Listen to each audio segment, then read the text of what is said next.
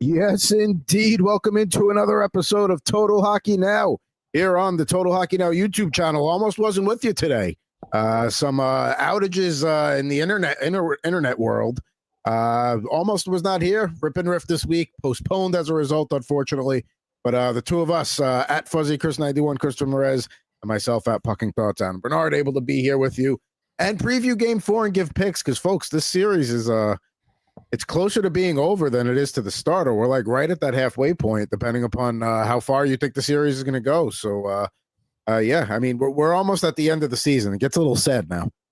Yeah, I know it's slowly coming to an end, but I'm glad we were able to get this going because I thought this was an inside job by Gary to try to shut us down. But I'm glad the internet, came back together here. There's lots of good stuff. Like you said, there's not many days left, and judging by how the Oilers played, there may not be many more left. So yeah, let's hope that we could be a better pairing than Darnell Nurse and John Klingberg, because that pair, we need to be better. We need to be let's do Seth Jones and Mikkola. I feel like that's or Gustav Forsling and Mikkola. I feel like those two get things done. That's what we should be. Klingberg out, Stetcher in for tonight's Oilers lineup there. So don't know what that does for you. I know there was a point this season where Klingberg was playing very well, but he's not the strongest defensively, and that's kind of what they need right now. But let's not waste any time. Let's jump right into it here. Let's get into there's the playoff bracket there. The Panthers are up 2-1. And then looking at tonight's Game 4 here, and I think the lines are pretty appropriate there. Looking at the Panthers are minus 148, the Oilers plus 124 on the money line. If you were looking for a regulation victory, which only one game so far has not gone to overtime, the Oilers are plus 200, the Panthers minus 105. Puck line here, you're looking at the Panthers minus a puck and a half plus 164. Edmonton is plus 290 for minus a puck and a half. You want to go crazy and go 2.5 plus 430 for the Oilers. Minus 2.5 plus 270 for the Panthers. So let's kind of do a brief recap up to this point here. Two incredible first games. Game 1 and 2 go to overtime, late tying goals, had it all, physical. You know, you got your money's worth if you went to a game in Edmonton. Even if you saw them lose in Game 2, you got your money's worth. You had a hell of a game.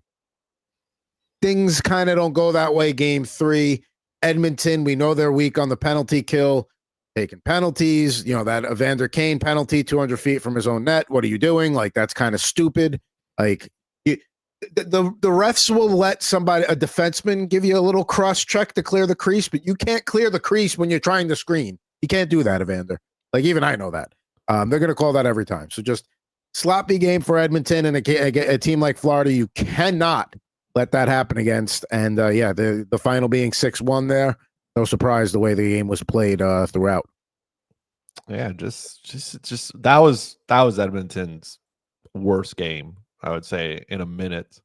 They got off to an absolutely brutal start. I mean, I don't know what Evander Kane had for pregame meal. He should skip that tonight, because he was like, just some of those terrible penalties. And then Victor Arvidsson, who is not playing tonight, he takes a goalie interference penalty. Very Sam Bennett-like, except he got called for it. And it was one after another for them, one after another. And Florida, if you give them chances, they will score goals. And that's what they did. Edmonton's penalty kill is not good. So the minute they figure it out in their mind and say, hey, maybe we don't take penalties, right? You have enough speed there to be able to generate opportunities. Corey Perry's moving down to the fourth line, which, I'm not apologizing for Corey Perry in any way, shape, or form, because we know what he's done. But, I mean, the disrespect for the poor 40-year-old who's been, he has been helping me slowly collect, game by game points on my Tim Hortons app. If you know, you know. I'm up to a 5 streak now. And I'm just repeating the process here. It's Draisaitl, it's Marchand, and it's Corey Perry. As long as Tim's gives me those 3 options, I'm in. There's nothing else around there. But my Corey Perry shot on goal every game in the series prop still very alive right now. But he's still in the top power play, even if he's bumped down to the 4th line. True. So I'm not totally concerned yet. And I mean, Leon Draisaitl clearly listened to us, took it personally, and said, you know what? I will lead the play. I will lead the Stanley Cup final in goal. Don't slow me down. So, good for him. But yes, it was a very poor performance. Darnell Nurse and John Klingberg it was just not a good performance from them. And it's certainly wild to see those two be paired together. And everybody outside of Edmonton's top line in that game just didn't play well. They got outpaced at every point, and it has been fun to go on X and kind of see people, start to turn on their own. I got this wrong the first time, so I brushed up on it. Right, you either you either die a hero or live long enough to become the villain. Because I see people keep talking about Connor McDavid's lack of goals, and I'm like, hold on a minute, wait a minute. We're not attacking Connor McDavid, are we? Because he is, he's still racking up a ton of assists. A lot of them are primary ones. He can't really defend, right? He's not a defenseman. It's not what he's out there to be paid to do. But yeah, just Oilers got to come out in game 4. They got to be locked in here. They can't have a start like they did in game 3, or this series isn't even close. Back to game 4 here. Now let's talk about the total first, because this we talk about basically Edmonton throughout the playoffs here is just bet the over. That's what they do. And the thing about that too is, like, even when a game looks like it's starting to be like, oh, this is going to be an under game, Edmonton just has this ability, just score and burst. Florida does too. Saw that the other night, but Edmonton specifically, just they can put 3 goals in the net in 4.5 minutes, and it's like, what just happened? So that being said, at some point a game has to go under, right? Now, the way game 3 went, Edmonton's going to be looking to not be that sloppy, not be, maybe keep Florida off the scoreboard a little bit. But more importantly here, Stuart Skinner in game 4's 6-0, 955 save percentage. And it's ripe for him. I'm not saying he's going to pitch a shutout or anything like that, but it is a ripe opportunity for him, coming off an embarrassing game 3 where he got pulled, rightfully so. You could say what you want about the play in front of him. Most coaches are going to yank the guy, regardless of who they are at that point. He has a track record for playing well in game 4s. Is this the game where we finally go under? Because let's be real. You take some of those stupid penalties away. Game 3 should have gone under. But, if you're going to keep letting Florida go out there and have, be on the man advantage, like, that's what's going to happen. Even then, it only went over because of that late 6 goal. No, listen, this stat right here is up to, like, this is peak meaningless stat. Like, if you're looking for something that has no real explanation to it, this one is it. Like, Stuart Skinner gets to game 4 and says, okay, I'll be better. And then after that, he's just like, well, I gave it my all in one game. I did my part. If you are falling into the trap of believing that, which is, listen, it's only crazy if it doesn't work, right? So, you could probably then think that the Edmonton Oilers are going to win this game and that the under is very much in play. I do agree with you. At some point, you cannot, like, goals will be tempered at some point, right? Like, Bobrovsky's good enough to be able to stop the puck. Edmonton came out real strong in game 3, and then they shot themselves in the foot. So if you correct the correctables, then you should be okay, right? Like, this is going to be won based on the man advantage again. Who's taking penalties and who's not, and who's capitalizing and who's not. You cannot be giving your opponent premium chances to score goals, because they will. They will. These are good teams. Florida is deep beyond depth here. Edmonton, say what you want, like I said, about their penalty kill, but when that power play unit's on the ice, it's 2 minutes of fear. That's what it is for me. If I'm watching Edmonton on the power play, it's 2 minutes of fear, because I know McDavid and Draisaitl can just turn it around in a blink of an eye. So if we both believe that there are going to be fewer penalties in this game, that probably means maybe a few less scoring chances, a couple less high danger scoring chances. Under is where it's at. Now we're talking under 6.5 minus 130. Can I intrigue you in an under 5.5 at plus 110? Are we willing to save that one more goal off the board here? I think with the way these two teams are playing, as much as you'd like to do that to go to plus money, I don't know if you can. I think you lay a little bit of juice there at minus 130 and you take it, because I would love to talk myself into a under 5.5 based on the logic we're doing, but it's just these teams are so potent, and once you get to if it's 3-2, that's it. So that's kind of the problem there. The under 5.5. This would have to be a really, really close game, and that's a little too much. Here's where it's going to sting, right? I believe one of these teams is going to be able to cover their lines, right? Depending on who wins, right?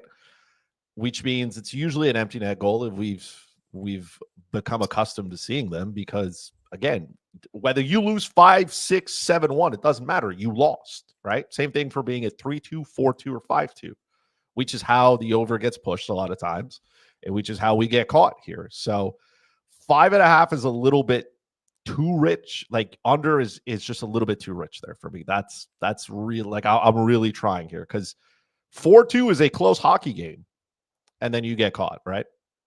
And as far as I know, unlike with college football, where some coaches have it in their clause about having to cover X amount of games and stuff like that. Like there's nothing with NHL coaches about having a certain amount of overs and unders there. So Chris appears he has gotten yanked off. There he is. He's back. Milo have a problem there? Not even. I think it's Gary. Gary Bevan's trying to silence me. He doesn't want me to say nice things about. I don't know why he doesn't want me to say nice things about the Florida Panthers. I think they win tonight. The Panthers or the Oilers? The Panthers. Okay. I 5.5 is just too rich for you, because I think the Panthers are going to pepper Stuart Skinner, and it's just not going to end well. God, Gary. All right, so there we go. So we have transitioned into sides for the game tonight. So are you laying the juice on the money line to play it safe? Do you think, like, because we're talking of what we just said about the puck line, are you okay with that there? I mean, there is a big difference there. So in this case, I believe that the Panthers win. By default, I'm also going to take their puck line, because I do believe that if it's out of control, then it's because the Panthers did exactly what they did in game 3, right? Which was score goals. And if they're up by 1 late, the empty net goal comes into play. Like to me, it's not as close as a 50-50 for the empty net goal at this point anymore, because coaches are going to pull their goalies earlier, right? Like it doesn't matter, right? If you have a chance, let's say it's under 5 minutes. Let's say, I don't know, Edmonton gets a power play.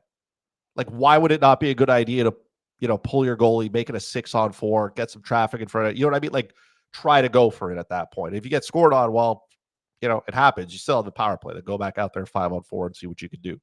So it's all those little things where I think that the puck line at this point is enticing enough on either side. You just have to pick who you think you're winning. If you trust the Oilers tonight to get it done, if you're buying into the Stuart Skinner voodoo, then you take the Edmonton, money line, and you pair it with the alternate puck at minus 1.5. And if they hit, great.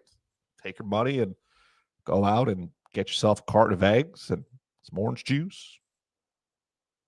Now, I'm on the other side here for tonight. We'll talk about how the series is going to go in a little bit. But I think Edmonton, you lose tonight, the series is over. They may go back to Edmonton and win game 5 and in a desperation game 5 that we've all seen teams do when they have the home ice advantage or home field advantage in that kind of situation there. But I think I'm not buying totally into I don't think, like I said, he's going to pitch a shutout or just, have like a 54 save kind of night. It's going to take something along those lines. I just think he's going to be, they're going to be more disciplined. He's going to be better as a result. The series has been that close. We're talking about the first 2 games being decided in overtime. So it's not like Florida's out here dominating. The only reason they dominated game 3 is because the Oilers let them with their own stupidity. So the question is, money line, puck line, regulation. I agree what you're thinking there. With the way teams are nowadays, even if it's a 3-goal lead, and that's to maybe help you with an over, you'll see a coach pull somebody at 5 minutes to go just to try and maybe get it to 2, and then you can play the goalie a couple more minutes and then pull them again, like trying that like laddering strategy almost. with trying to inch closer. So, yeah, and with the Edmonton's firepower and who they're going to have on the ice late, if they are up by one and the Florida net is empty, somebody from Edmonton will get the puck down there. So I'm on the under 6.5 tonight. I'm on the Edmonton alt puck line at minus a puck and a half plus 290. I'm not crazy enough to go 2.5 plus 430. That's if you're really for the bold there. If you think they're going to get two empty netters somehow, then you could go for that. I'm not going to go that crazy. But yeah, so there we go. So I'm on Edmonton tonight with the minus a puck and a half plus 290. Chris has the Panthers puck line at plus 164. But we do agree on the under 6.5 minus 130, and as tempting as maybe a 5.5 would be, it's a little too risky to go that way. Now, looking at the series recap here and looking at total odds the rest of the way, looking at, we recapped before. If you still think Florida is going to take care of business at 5, you can get it at plus 250. Edmonton in 6 is plus 550, and 7 plus 400. Florida in 6, what I think is going to happen is plus 230. Edmonton in 7 plus 450. Vegas also thinks it'll be 6 based on the way those odds are. You want to go safer and just play 6 games total. It's plus 150. 7 is plus 165. So you mentioned that this is going to be a Panthers win tonight. So what are your thoughts on how long the series is going to go? Is Edmonton going to be watching Florida dance with the cup on the Edmonton ice? Or are they going to at least get it back to South Florida? Florida's ideally they take it at 6, which is where I was standing the first time, right? So I believe Florida takes care of business on home ice. They stole home ice advantage by winning game 2. That was the mission, right? Go out there and then capture home ice. Then come home, take care of business, which if they win tonight, they will have done. Even if you go to Edmonton and you lose, it happens, right? Edmonton was much better on home ice, and I think that's because they got the matchup as well that they wanted, right? And say what you want about matchups and how important that they are. Like Alexander Barkov has been almost irrelevant, but he is still there. He is still doing his best that he can to slow down the best players in the world. And the supporting cast for Florida has been good. Edmonton's supporting cast on the road, just irrelevant, absolutely irrelevant. They don't show up. Nothing happens. The reason the Panthers got this far is because everybody in that lineup contributes. The reason as well that Edmonton had got here was because you had that secondary scoring. Now it's dried up. Like it's just, there's nobody there. When Draisaitl, McDavid, and Perry were playing together, that line generated every type of scoring chance. They dominated the shot, chances. They dominated puck possession. And then you look at the rest of the 3 lines and you're like, okay, well, what did the rest of you do? And they just went out there and they got caved in. So on the road for Edmonton, they need more support. And I think Florida has figured it out. If you could contain that top line, right, they may get 1 or 2, which is fine. They're the best players in the world. It's going to happen. But do not let the rest of the gang beat you, right? Because Florida has the edge there. Florida's second line is good. Florida's third line, right, with Lundell, Luostarinen, and Marchand, those 3 have been dominating. They go out, they do what they want, they find the back of the net, and Edmonton has no solution for that. So I have them in 6. I think that's how this series will play out. So we agree. It's not a common occurrence here on Total Hockey Now, but we do agree. I got Florida in 6, pretty much all for the same reasons you said too. When Edmonton has that ability to get the matchups they want, again, both of those games go the other way. But I think in a desperation, being able to do the matchups the way you want, I don't see them losing a home game except for maybe game 7 if it somehow got that far. That would be the only game I could see Edmonton losing at home. But yeah, if Florida has a 3-2 lead coming back to South Florida, those guys are vets. They've been around. They've done plenty of travel over the last few months and over the last few seasons in the playoffs. They're not looking to make that flight all the way back to Edmonton. Not a chance. No. And don't forget, there's also a, game 6, game 5 is going to be on Friday. Game 6 is not going to be, game 5 Saturday, game 6 not till Tuesday. So a couple of days off there. If you got some bangs and bruises, that'll heal up a little bit. And then another long layoff if it goes to 7, which would be next Friday, the 20th. So we both got the Panthers in 6 plus 230 there. Now, we do have a friend checking in all the way from Stockholm, Sweden. LV wants to know the thoughts on the Swedes playing in the finals here. Not either team not loaded with Swedish players. We can kind of go through them quick here. Matthias Janmark doing a solid job as a fourth line center there with the Oilers. Looking at other Swedes on the roster, Victor Arvidsson just got scratched for Jeff Skinner, and I don't know if that's going to be, scratch the itch Chris mentioned about secondary scoring. I mean, Skinner does have the ability to do that. Maybe he shows up and has a game, one game where he contributes, but I don't know if that's the answer. Looking at for other Swedes on the Edmonton. Is Matthias Ekholm? He sure is. Yes, he is. Listen, he's been the bright spot probably. He's been the best Swede. It wasn't John Klingberg, who's also out of the lineup tonight for, as we mentioned, Troy Stetcher. And then looking at a bad day for being a Swede in Edmonton.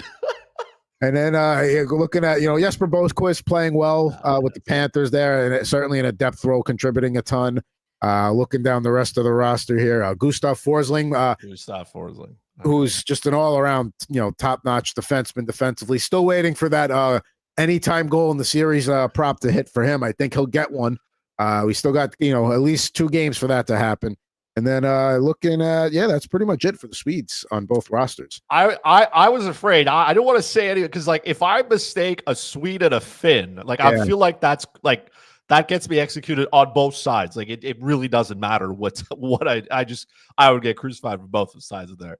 Well, that's why I have the rosters open to verify, because I agree. You don't want to make that. You don't want to make that mistake. One for the other.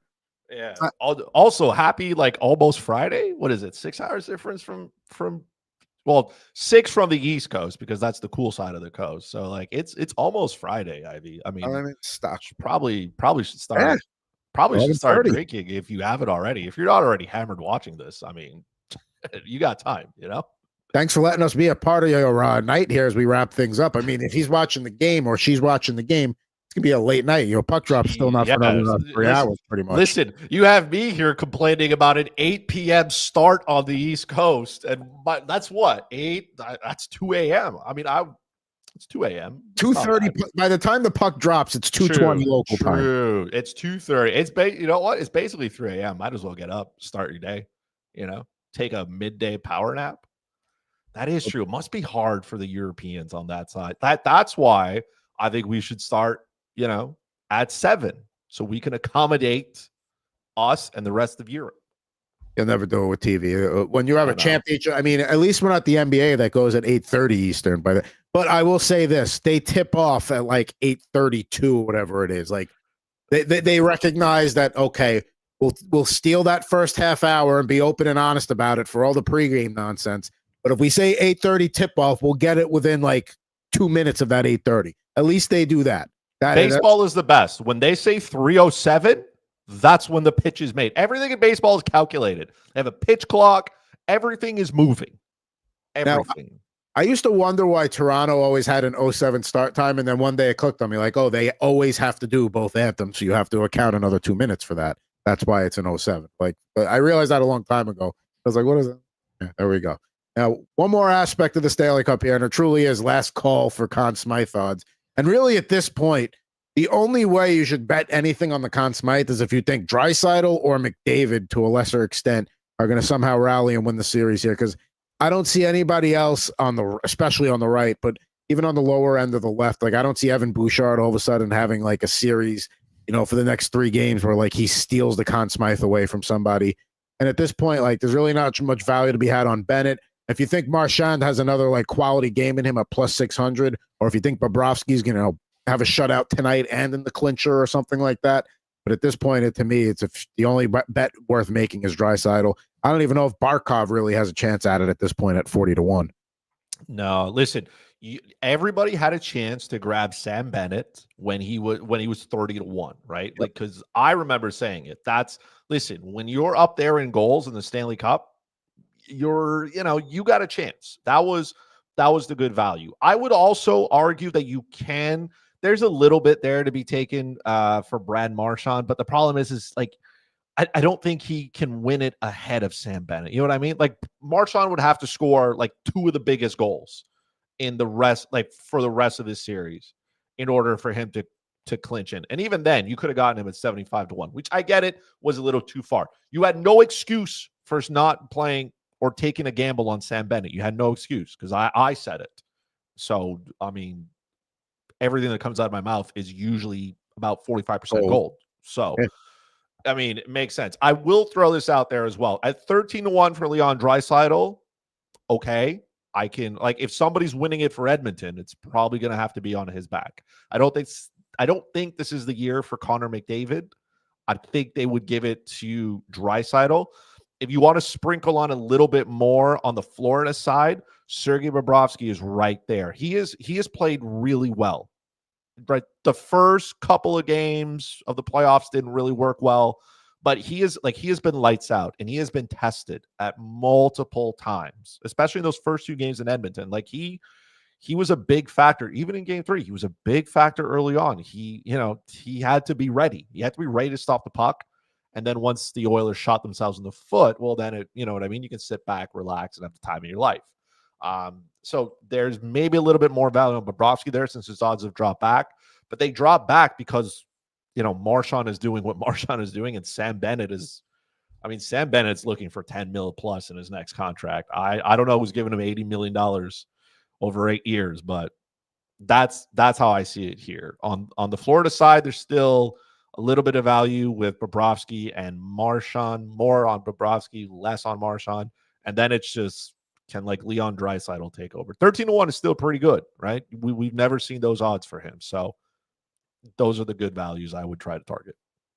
My McDavid to score a hat trick at some point in the series prop. Not looking great right now, but hey, there's still an opportunity. Tonight would be a great opportunity for that. Lots of time for McDavid. I mean, he only needs what?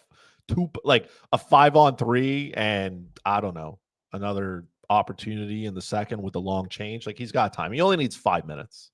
Truly. Yeah. And yeah, I agree. If it's at this point, Draisaitl, and yes, Bobrovsky can still, you know, if it's not going to be Bennett. Now, speaking of Sam Bennett, do you think he stays or goes? Because there are some rumblings that like he's not even going to hit the open market. He likes it in Florida. I mean, vibes are good right now. There's no reason that team can't maybe win another cup or two as currently constructed. So what are your thoughts? Or does Bennett, you know, try to go for the big payday? Because there's going to be some team out there that throws him 10, 11 million a year because they think he's going to all of a sudden change their roster. And it's like, I'm not knocking Sam Bennett, especially not the way he's playing right now, but he is not going to make your team from a borderline playoff team to a division champion. He is a strong complementary piece on a team like the Panthers that's very good. And a guy like Bennett, that's exactly what they needed. That's exactly what you need to win as a guy like that, to win a Stanley Cup. But he's not going to transform your roster. Nah, listen, how many times have we seen a player go off in the playoffs in a contract year? Like it's a tale as old as time here. Somebody might give him the money. And then it's a question of saying, hey, do I want to do this? And maybe income tax aside, because I know this has been the hottest topic ever because people think that all of a sudden no state tax is turning these teams into being elite, which is just not the case because these are just well-assembled teams, right? And you could go somewhere else. The problem is let's say Florida wins. Like, you've won back-to-back years. You could go somewhere else. And what are the odds of you winning there, right? Also, life in Florida seems pretty good, man. Going to the beach every day, you know, winning championships, stuff like that. I'm assuming the culture is pretty good, right? They've kept the core of guys together. And there are some pieces there that are still signed. And maybe you can, you know, Zito can try to run it back and say, hey, man, look, we had fun. We're doing well. You know, why not try to sign these guys, keep them around? It's going to come down to a question of money. If somebody's throwing like $10.5 million at him, you know, maybe it's a sign and trade at that point. And you collect a pick and you say, listen, if you also chase the money, again, nothing wrong with a player going to chase his money. They are a hockey player for a short period of time. And Sam Bennett may be cashing in on, you know, generational wealth. Not that he doesn't have it now, but he's cashing in on a ton of money that he may not be able to get later on. So I have no problem with a player wanting to do that. We have seen players go elsewhere, take the money, and it not really work out that well, right?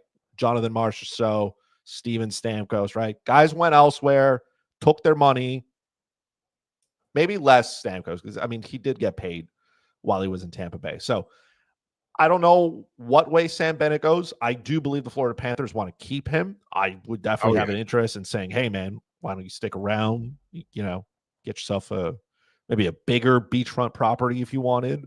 But if he just wants too much money or if he wants to test the market, be like, hey, man, no harm, no foul. You know what I mean? You've earned it. If that's what you want to do, if it's a money question for you, do it.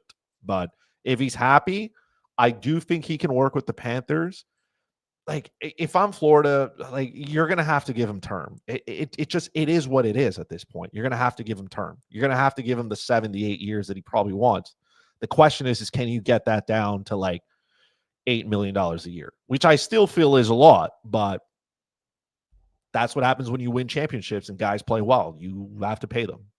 So when you're looking at a team like the Panthers, of third straight year in the Stanley Cup, looking for back-to-back cups, what is their core? Well, signed through the 2029-30 season, these are the players that are signed through that: Barkov, Tkachuk, Reinert, Verhaeghe, Anton Lundell, Seth Jones, Gustav Forsling. So if you do want to get into bed with the Panthers at a discount, that's a pretty good core. And then, obviously Bobrovsky's contract is up, after this year. So you got one more year at 10 million. So, but goalies can be, you can get a bona fide goalie to play behind a team like that will keep you competitive. I'm not saying they're easy to come by, but you can find one. Yeah, there's a better chance Sam Bennett stays than Bobrovsky staying. I think Bob will test the market, go get paid again. Probably, because that's it. He knows. I mean, listen, he's no spring chicken. He's 37 years old. If he's gonna get a big contract, it's gonna be like a 1 to 2 year deal somewhere. If I'm Bennett, I take the discount and stay, because you have that group of players that we all know how. It's not like most of those guys. It's like, okay, they're gonna keep playing this well, and yes, that's gonna make it harder to put players around you. But that is a pretty good window. And if you want to shorten that window for the next 3 years, but up to 2027, 28, because then you still have Evan Rodriguez, Luosterainen, Boquist, and Kulikov. Okay. So you still, for the next 2 to 3 years, or 3 to 4 years, I should say, you're going to be a really good team. You're going to be in the mix for the Atlantic, barring a major injury every year. To me, there's no team that's worth going to that's going to be able to pay him enough that, okay, you're not trading off getting your name on the cup again, maybe one more time or 2 more times if Florida keeps playing this way. But I think he stays. But like you said, he's got to be okay with, maybe leaving $3 million a year on the table for 7-8 years. And again, it's up to what do you want to chase? By the way, there is no wrong answer here. If you want to get paid, right? Mitch Marner is going to get paid. That is what it is. That's fine. He may never have his name on a cup, but he got paid, and that is what it is. The problem is guys like Sam Bennett, this is what you need to win, but you also got to get these guys at a reasonable cost price, right? So if somebody's going to give Bennett this crazy amount of money, go out and take, I wouldn't blame him for taking it. He's in a win-win situation here, because if the opportunity cost is, well, I have to stay in Florida and still be a competitive team and fight for a Stanley Cup every year. I mean, that's a pretty good second price as well, And that's the other thing too. It's not like, okay, you're going to commit, but the last half of that contract is going to stink. At least 3/4 of that contract, you're going to be competitive. You're going to be in the mix. Maybe that last year or two is not great, but then, okay, so maybe you're still playing at, 2/3 of the level you're playing at now. You'll get traded to a contender that wants a guy with your style hockey. So to me, it makes sense to stay. But like you said, if he decides he wants to take $10.5 million a year from Anaheim, who we'll talk about in a second, didn't do it, and that's your choice, and there's nothing wrong with that either. A lot of some teams, you need guys to buy in and want to be somewhere, and sometimes that means that these outside elite guys got to take a little bit less money to do so. You got to buy into the team culture. You got to buy into wanting to be there. It's not fair. Listen, Matthew Tkachuk is making his boatload of money, and Brian Hart went to go get his money. Carter Verhaeghe got paid too. There's a lot of guys who got paid, right? Bobrovsky got paid once upon a time, but it takes the depth guys as well to make it. And again, he's got to decide what he wants to do here, but I wouldn't fault him either way. I do think that he stays, because if I was in his shoes, if I'm getting $8 million, and even if the team says, hey man, can you make it 7 years? You know what I mean? I'll think about it longer. It would have to be a crazy offer from somebody else to like take my stuff and leave, you know? And this is the thing is the argument to leave is that he's what, 28 years old. He's going to be 29 in a few days here in about a week. This is your last big contract. You are not getting another one. You're not going to get a big contract at 35 years old whenever you become a free agent again. Now, interesting. Well, we got a question in the chat here and a new subscriber. Thank you, Anthony Manzano. Just subscribed to the channel. Did you see the rumors that apparently, according to a recent interview, Marner says he wants to go to the Panthers, but let's be honest, the Panthers know how to take advantage of the waiver wire. Couple of things here. Of course he wants to go to the Panthers. Take an honest poll of everybody in the NHL. Who doesn't want to go to the Panthers right now? Raise your hand. Unless you really hate heat. Who's got their head down for Florida in February? Tell me. Yeah, don't get me unless you cannot stand being hot, like you're somebody that keeps the thermostat at like 62 degrees or something like that. Who doesn't want to go to Florida? I don't think if they whiff on Bennett and Marner, if Bennett says I'm out, maybe you bring a guy like Marner in, but is Marner gonna like fit the way they play hockey? I don't know. I don't know if Florida, let's say Florida wouldn't want Marner, but they might want to spend that money in different ways. Yeah, you would have to then the theory at that point, of course, Marner wants to go. The problem is he wants to get paid, which again, nothing wrong with it. Guys get paid. That's it. It's a business. Yeah, take the money you can. You're a hockey player for a short period of time. The problem is the opportunity cost at that point. Let's say Marner's well within his right to go and try to get his $10, $11 million a year, right? The problem is the opportunity cost afterwards. If you're Florida, that means Sam Bennett has to walk. You probably let Brad Marchand walk too, because you just don't have the money to go out and keep both those guys. Even if Marchand's on a short-term deal, he pretty much proved that he's worth probably his $6.5 million a year. It is what it is on a short-term deal. So if you're giving up $6, let's say for Marchand, and Bennett's at a $6, let's just use $6 as his cap hit now. That's $12 million you got to go out the door, right? Yes, the cap's going up, but there's other players there. There's things you got to do around it. Do I want to spend $12 million though on Mitch Marner? I probably don't. I don't need the skill that he brings, which is saying something, because Florida is so deep, and the reason they're deep is because of these guys, right? Florida, Mitch is more likely to head exactly where we said, places like San Jose, places like Anaheim, where Anaheim's got so much money they don't know what to do with it. They're literally taking Chris Kreider. They're like, hey man, we'll do it. We're gonna get that. Yeah, they need guys to get there. You know what I mean? They need guys, and they need guys to help build this team and foster a little bit of a culture of winning. But I mean, if he's willing to take a discount, sure. I'm sure Florida would love it. That's the pitch they'll sell, but I don't think he's ending up in Florida. No. Other teams that when we talked about Marner a couple of weeks ago, Chicago was the odds-on favorite at that point. It was plus 300. Utah plus 600. Interesting there because they need to at some point start making a splash and saying, hey, like, yes, Clayton Keller's good, Logan Cooley's good, Dylan Gunther's good, but they need that impact player to push them to the next level. Rangers, we're going to get to in a minute here. They were 10-1 a few weeks ago. Marner's probably exactly what they need. Is they need a bona fide top line right wing. Minnesota, I liked as a dark horse at 18-1. I love the Sharks. I hope Greer goes out and makes that happen.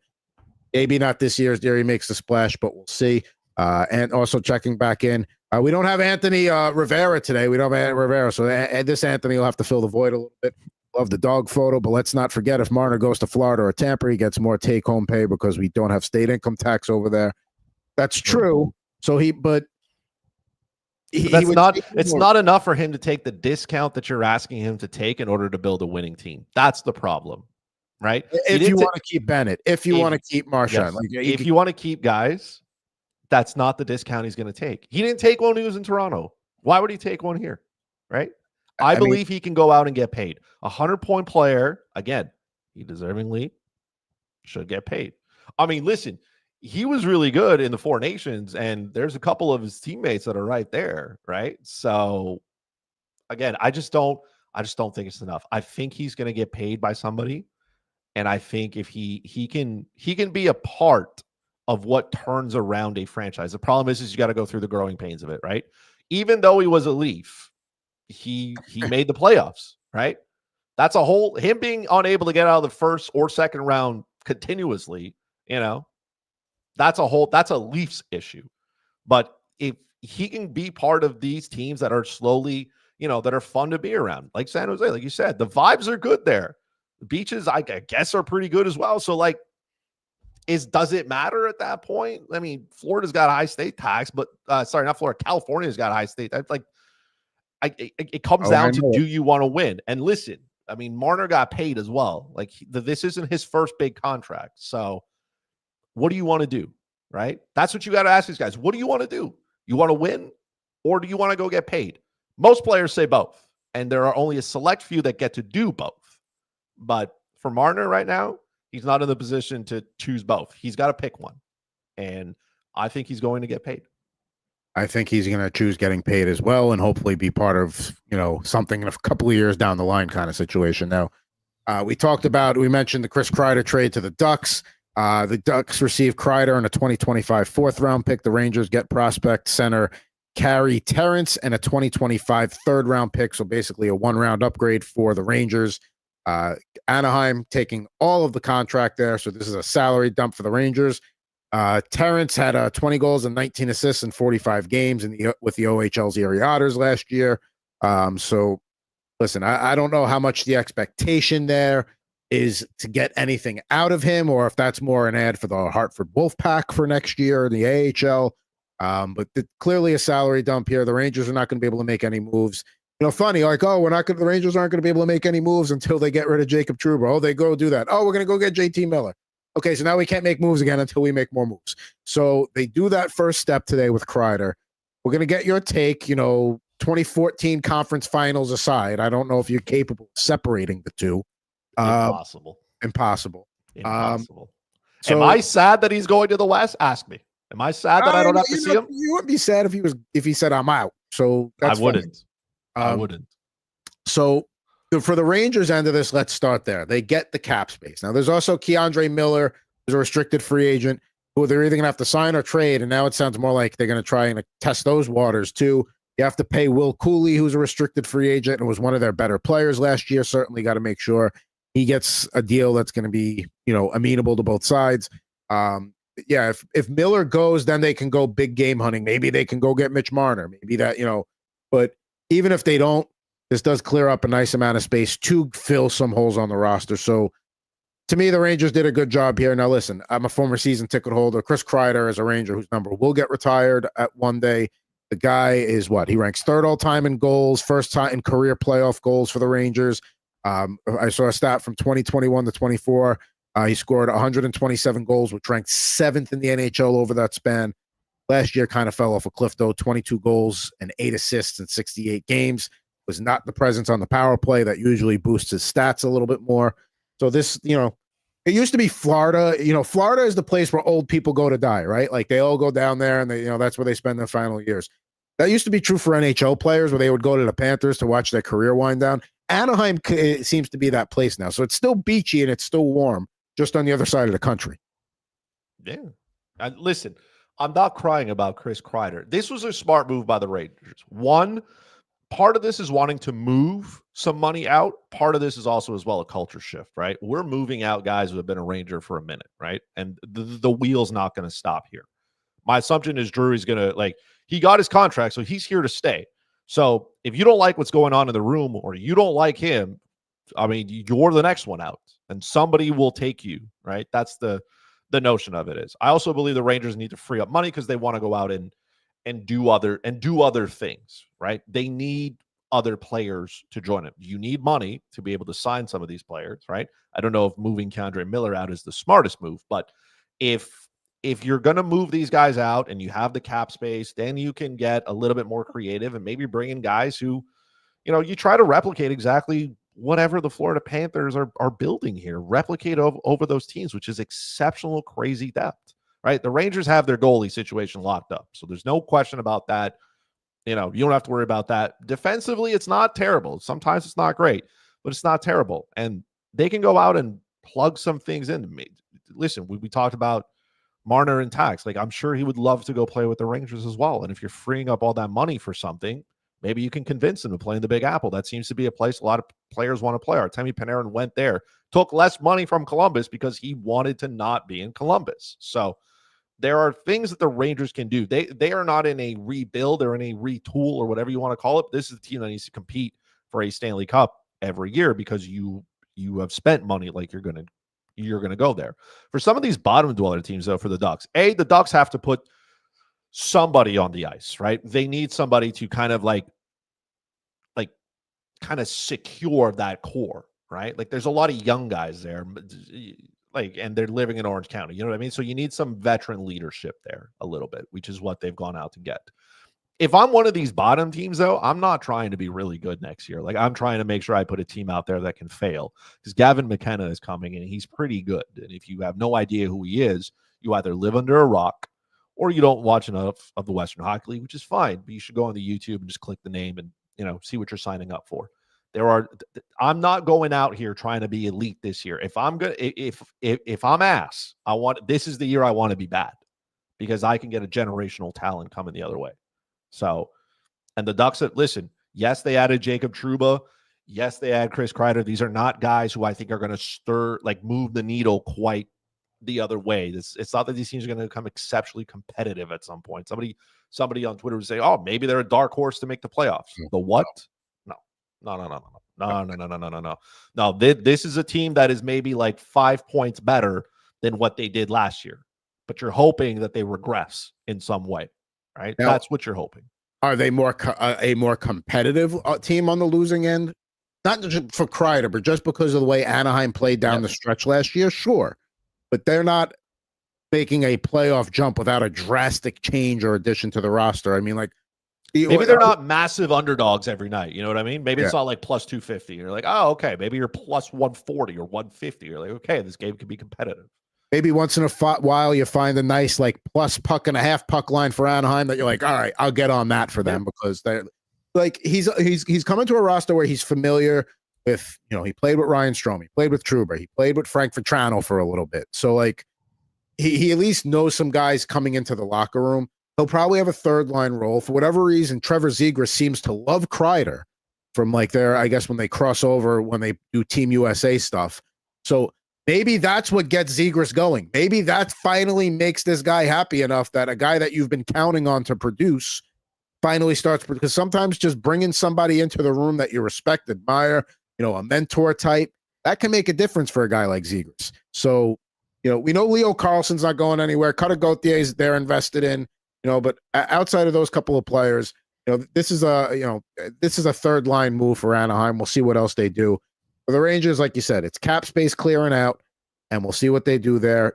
Basically, it's said that the only three untouchables on the Rangers right now are Adam Fox, Igor Shesterkin, and Artemi Panarin. If you're not on that list, if you have a lease coming up, I don't know if I would renew it on an apartment or a condo. Just let it ride. You know what I mean? Just let it ride. Also, maybe at some point we just figure out that maybe Travis Zegras is just a kid with a little bit more skill than Jesperi Kotkaniemi. Like maybe that's the experiment. Like maybe that's the experience at this point. Like that's like at one point you got to chalk your loss up. It is what it is. But I mean, we're still waiting for him to explode, kind of thing. And that explosion is, I don't know if it's coming. But give Anaheim credit; they haven't given up on him. Right. And they're trying things, and like, okay, they see that there's a little bit of a bromance between this aging vet that is going to want to be a salary dump by his former team. We can bring him in at listen, Anaheim basically gets Kreider and moves back around. That's basically what that cost him, is they move back around to get Chris Kreider and the prospect, who I don't know if anybody really has any high amount of expectations for. So Anaheim's doing what they're doing. You take on bad contracts and you just try and play them out. And who knows? Maybe Kreider has a small resurgence between this year, and he's still got 2 years left. Maybe next year he gets flipped again to go play a fourth line role on some contending team somewhere. So Anaheim, listen, I don't mind the move for Anaheim, and the Rangers needed to do it. So all around there, I know some people are giving the Ducks like a C grade on it. It's like, all right, but like this is low risk, high reward. Yeah. Like, what if he does turn out to be decent, right? Asset management. Take a player. What did it cost you? You move back around. That's what you did. In reality, you took a player that you need, right, to fill out a roster, And if you can flip him for anything at any point for more than what you paid for, it's a win, right? Asset management. Listen, somewhere, I mean, the Sharks once got top quality assets for Mackenzie Blackwood. So to just move assets and get better. Take an asset and see if you can make it better. And Kreider's going to get his chance to do it there in Anaheim. They were not a very good power play team either. So that's probably where he's going to go hang out a little bit, the front of the net somewhere. And if he gets Zegras going, all the better. And if he doesn't, you've given Zegras every opportunity, and then you can move on for him at whatever, 60 cents on the dollar, whatever you end up getting for him. And Kreider is still, unless this year is what he is now, this past season, all he has to do is play a little bit better for you to be able to, over this year and next year, for him to be flipped again. Maybe it's a 6th-round pick, but it's something. And it's something that, like you said, it cost you a prospect that probably wasn't going to do much outside of AHL expectations. So sorry, San Diego Gulls, if you had any hopes of adding him to your roster. And yeah, see how that goes. Now, our new friend Anthony in the chat also wanted to chime in. He said he thought New York has a high income tax. New York, absolutely. I've lived in both New York and California, two of the highest income state taxes in the country. But, and I hate to say this because it sounds like prestigious, overstuffy bullshit about the Rangers, but the Rangers are a team that players will want to play for. And it's, let's go basketball for a minute. The Knicks, in their infinite wisdom, fire a coach with no plan and are 0 for 4 on permission to speak to other teams' coaches. There was a time, listen, LeBron James takes a lot of, crap, but he was remember when he was going to be a free agent the first time, and everyone's like, oh, he's going to go to the Mecca, the Garden. He's going to turn the franchise around. He's going to be the guy to turn the Knicks around. No, he was the first guy to be like, I'm not getting involved in that mess. And, that's what the Rangers the Rangers have mostly avoided that side of the Jim Dolan ownership. They've had their moments, but overall have avoided that. And they're still a marquee franchise that players want to go to, even if they haven't won a Stanley Cup since 94, even if they only have 4 Stanley Cups since their inception in 1926 or whatever it is. So they still have that prestige around them. So that's why, the state income tax in New York, it's, and honestly, there's only so many NHL teams that avoid that state tax anyway. What is it? The Predators, the teams in Florida might be missing. So Seattle, did you know? But that's the thing. There's only 4 or 5. Seattle's terrible still. Go to those teams like that. Yes, it can be, if it's down to between a team with a state tax and a team with not a state tax, sure. But I don't think teams are I don't think players are going to their agents saying, focus on those 4 teams because I don't want to pay state taxes. Yes, it's a factor. Dallas, another one, Anthony just put in the chat. Yes, yeah, how can we forget Dallas? Yes. So there's only so many of those places that you could go to. And, Seattle's not competing anytime soon. Nashville, who the hell knows what you're going to get out of them next year, the way they went. Yes, Dallas is good. Tampa's good. Florida's good. Only 3 teams. That's 3 teams out of 32. So it's those teams are better managed. That's what it is. It probably helps. It's a nice card to have. But you know what also helps? The beach. I listen, maybe it's because I'm so far north and because it snows here 6 months out of the year, but that would probably, entice me a little bit as well. But we've seen there are players who want to go somewhere. Some of these players, they work, right? They work in this city. They don't live there, right? Then they go to their summer house wherever they are. You know what I mean? They work here. That's what they're thinking. Some of them, their family doesn't even travel. Marty St. Louis is born in Quebec. His family lives in Connecticut. That's where his family is. He works here, and he is literally from here. So there are some other places where, it's one of those things that, at least to me, I don't feel it's as big of a factor. For the small guy who's making maybe 1.5 mil, all things being equal, maybe that's a little bit more money in the after taxes, agent fees, escrow, and all, you know what I mean? Maybe. But for the guys collecting the bank, right? Don't forget, there's a lot of good sponsorship money that's there as well. There's probably a lot more sponsorship deals in New York than there are in Seattle, regardless of the state tax, right? So it's one of those California teams that also helps offset the cost a little bit too. I mean, not that there's a ton of hockey player advertisements out here in the Golden State, but if you're in LA, that opens up marketing opportunities. If you're in Anaheim, you're right down the road, and also that whole beach thing, Orange County, beautiful place. I wouldn't know. Well, what you need to do is The teams still get scheduled sometimes where they play all 3 California teams on like one swing, or like you got to figure that out, and we'll make it happen. If somebody lives in LA or in San Diego and you let me sleep on your front lawn, I know we've been through that because you say it gets cold at night, but for me, I'll bring the sleeping bag. I will sleep on somebody's back porch. I don't care. I don't need a bed. Just let me sleep in my sleeping bag. I'm just trying to offset the cost. You can sleep in my yard, but I'm only good for the Sharks. That's the only team I'm close to. But I already have my deposit down for my flex plan next year. So there you go. They already checked in. Like, they were trying to talk me into like a 10-game plan and then like a season plan. I'm like, I can't do a season right now. Get out of here. But like, not yet. I'd rather, sure, like the 10-game plan was like weekends and opening night, which is great. But like, I'm more in that phase of life where I'd rather look at the schedule and be like, just give me that game, and build my own plan. So good for you. When the Canadians play the Sharks, you got an in. So just keep that in mind. I'm trying. It's hard to get out to the West Coast, though. And I don't even know how I'm going to do the Central, because those teams are spread out everywhere. So you could kind of do like Minnesota, Winnipeg, Chicago, St. Louis, Nashville. I'm gonna do all that in January or February. Oh, you might get flights delayed and stuff like that. But die. Maybe that's what we'll spend an episode doing. We do a mock draft every week in the summer, but we have an alternate topic. Maybe the alternate topic will be, let's figure out once the schedule's out, how Chris is going to make this work. How can Chris make this happen? And I always tell Bay, I'm one parlay away from being able to make it happen. I might still be one parlay away after tonight, but I'm cooking in the lab. It's just I'm not like my real life cooking. It's just not up to par yet. That's what it is. It might get there. Now, we got one last question before we wrap things up and get out of here on this edition of Total Hockey Now. Do you agree with the comparisons that people have had for the Panthers in this current run? They're comparing to the 80s Islanders and late 90s, early 2000s Devils. They're not the early 80s Islanders. You got to win 4 in a row. Like, let's get to 2 in a row, and let's finish the job to get halfway there. And then if they win next year, or if they even get back to the finals next year, we can start talking about the 80s Oilers. I don't think it's the Stanley Cups they need, because it's super hard today to win like Stanley Cups back to back with the salary cap and all that stuff like that.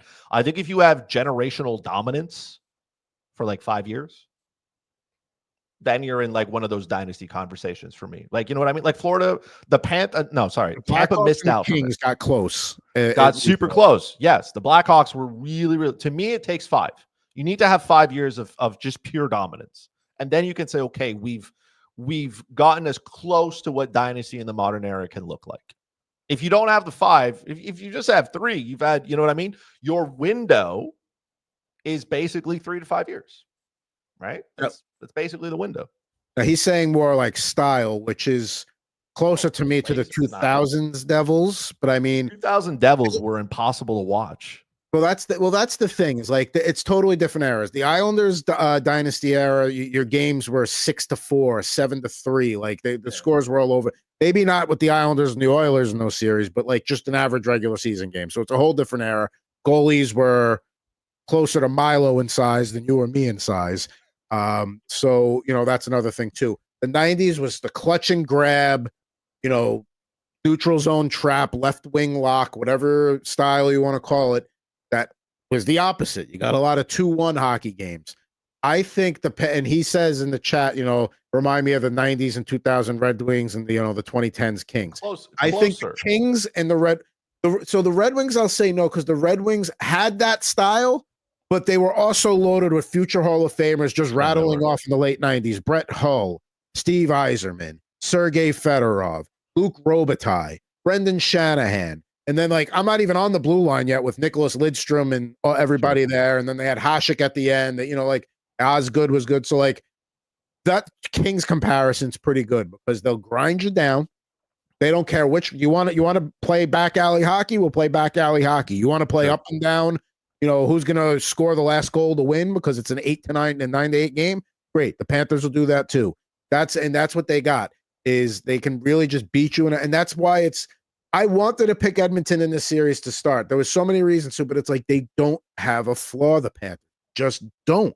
It's just what's the weakness to exploit? You can't find one. If you go back, I would say at least the last 10 years, and you look at every Stanley Cup winning team, their third line has been elite. because your top two lines are going to get matched against your opposing team's best players, right? Your top four and your top six are probably going to have to duel it out with each other. Then comes your third line, because now you're going to get better matchups, or you can match your third line against your opposing team's best players and then free up space. So your third line in hockey is where you win championships. And when you look at Florida's third line consecutively for the last 2 years, especially this year, that Lundell, Luostarinen, and Marchand line, when they get on the ice, they do what they want. Nobody slows them down. Nobody tells them no. You want to score goals? We can do that. You want to bang him through the glass? You can do that. It's not Klingberg and Nurse, because you got to give them some ice time. Not Klingberg tonight, though. Not tonight. Not because he's a sweet, just because he's bad.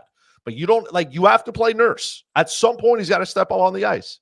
And then here comes Florida's third line, and they maul him. And then he looks like he's lost. Even Jake Wallman. Wallman didn't play well, and he's not a bad defenseman. We're going to close on this question, and I just thought of this. What happens first? A Canadian team wins a Stanley Cup, or a team outside the state of Florida wins the Eastern Conference? I mean, look, Habs are right there, man. Right there. We're 2 years away, depending on what Kent wants to do this summer. We're right there. No Marner, though. Also, speaking of, right, because Antti mentioned it, right? We're talking about state tax and everything. Why won't more players come to Canada since they're paid in U.S. dollars? You can make 30% more just living in Canada. It doesn't matter, because do you want to live in Edmonton in January? Ask Chris Pronger's wife what she thinks about that. So that point, I will say this. I think a Canadian team is closer. I think the only thing stopping the Edmonton Oilers is that they keep running into the best team in the NHL. Nobody on the eastern side can take them out. So it sounds like you're saying Canada can't win until Florida doesn't get out of the East. So it might sound like you're actually saying the Florida thing has to. All right, the Montreal Canadiens are right there. They're getting close. I know some of you think they're right there. They're right there. They're right there. The Montreal Canadiens are right there. So I do think a Canadian team. So it's out of the East first. I just want you to know, some of you lose track. I know it's the regular season, but I truly don't care at this hour. Montreal beat the Florida Panthers 4 times in the regular season. Okay. I mean, we got State of Survival crapping on not quite crapping, but on Montreal. I mean, it is cold. It is cold up here, man. It's hot today, but it is cold up here. But listen, I mean, I'll let it go. I want to see how the Islanders, what they do with their first overall pick. I almost forgot the Islanders had the first overall pick, and then I'm reminded, and I'm like, wow. It's a new time. It's a new time on Long Island, though. It's you got Matthew Darsh there. Patrick Roy sticking around, so sure we're going to get some entertaining moments from him at some point this year. Now that Lou's gone, and the muzzle's probably off to a degree. just an absolute wild, just a wild time to be alive there in the state of Long Island. But good. Listen, at least you guys are going to go out and just pick the right guy. That's it. I don't know who it is, by the way, but just figure it out amongst yourselves and pick the right guy. And I think that's why, Mike Greer said earlier, he mentioned like they were interested in trading up for the top pick. I think he's just posturing there. I think he is totally fine to let the Islanders decide what they're going to do. And then he'll, whatever falls to me, great. He's in the perfect spot right now. He there's no reason, but cost to move up to make that pick. Unless you know something that other people don't. Now, don't forget, you can always reach out to the show, totalhockeynow@gmail.com. Ant Rivera 86 not here today, but you can check out the Subway to Shea podcast at Subway to Shea. Definitely some Mets, strong Mets coverage there. I mean, the Mets just continue to take care of business in the NL East. The Phillies are struggling. The Braves stink. The Nationals are mid. The Marlins suck. So if the Mets don't win the division this year, it could be an epic collapse. And we got the Slapshot podcast coming up. What do you got this week? This week, nothing. Next week, also nothing. And then we're going to be back with you just after the Stanley Cup Finals. I know I ran out of time because I am also the worst AHL coach according to State of Survival, which is fair. I would be. Don't let me coach your children or any other professional teams. I would make the wrong choices. But recap of the Stanley Cup and Florida's eventual win of it, I think, and then preview the NHL draft because Montreal has 2 picks in the first round that I don't want them to make. So see what we can get for that. And then leading up to free agency, there's a whole bunch of guys who need new expensive contracts, right? So we'll see what GMs are handing out bad deals on Canada Day. So right now, I mean, the way the NHL schedule is, it's Stanley Cup right into the draft, right into free agency, right into schedule release, and then it kind of goes dark. You do see some people that would much rather see the Stanley Cup start earlier, like maybe in May, because let's face it, the ice wasn't the best in Florida the other night. And listen, you can have the best cooling equipment in the planet. There's only so much you can do against Mother Nature and that Florida heat and humidity. So that's an argument to move things sooner. I'm curious if they would move the calendar up or if they would leave like a few week gap and resume the calendar if that ever happened. For me, unfortunately, no rip and riff this week because Jared and I's recording window did not happen. These are the packs that we'll be doing next week. We got some Parkhurst champions there, 23-24. And we were going to play a game today to test Jared's knowledge of the CFL because I had some 1991 CFL trading cards. Wow, CFL. I have a season ticket holder for the first time this year for the Montreal Alouettes. They are 1-0 in my presence. They are also the only undefeated team in the East, but it doesn't count because CFL. Aren't we in week 2? Yeah, I know, but listen, you I don't follow the CFL that much, but I know we're in week 2. Fantastic league, man. Ocho Cinco said it best, man. He thought he was going to come in. These are real football players, and they are, man. Great time. Montreal beat Ottawa, of course. Sorry, they beat Toronto, of course. So I will say this: in the summer, when you're flipping around and like you find a random CFL game, whether it's ESPN, I know picked up the coverage from TSN not too long ago, or like on your regional cable network, you'd find some. I find myself putting the remote down and like, oh crap, 40 minutes just went by. Look at that. You know, it's. I'm not going to an appointment view it, but if I find it the rare time I'm flipping, the remote goes down. That's how that works. There's less commercials in the CFL. Very true. Now, listen, we've been enjoying being with you throughout the season here on Total Hockey Now. The next time we come at you is going to be Wednesday next week. And I don't know if that's going to be previewing Game 7 or putting a wrap on Game 6 Panthers victory there. So we shall see. But for at Fuzzy Chris 91 and at Ant Rivera 86, which he could have been here today, I am at Pucking Thoughts Adam Bernard. We wish you with an all-new episode of Total Hockey Now next week on the Total Hockey Now YouTube channel.